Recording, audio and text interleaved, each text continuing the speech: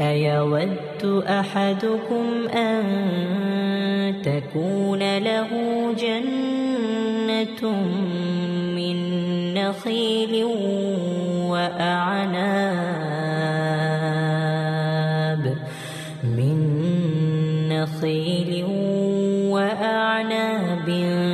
تجري من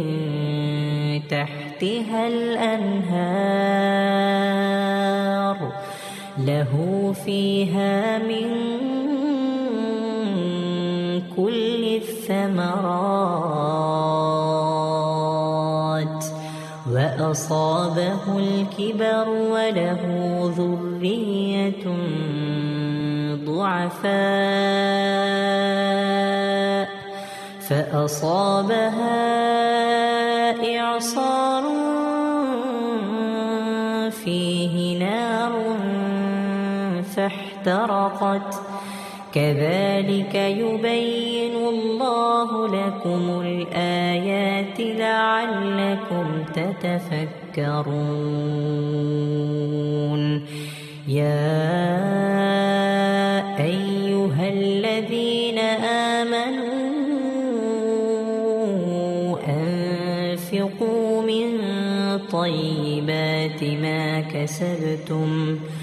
أنفقوا من طيبات ما كسبتم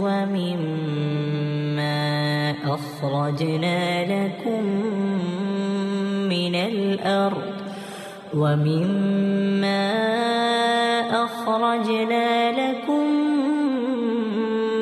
من الأرض ولا تيمموا الخبيث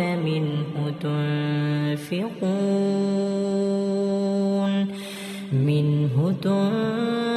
تنفقون ولستم بآخذيه إلا أن تغمضوا فيه واعلموا أن الله غني حميد.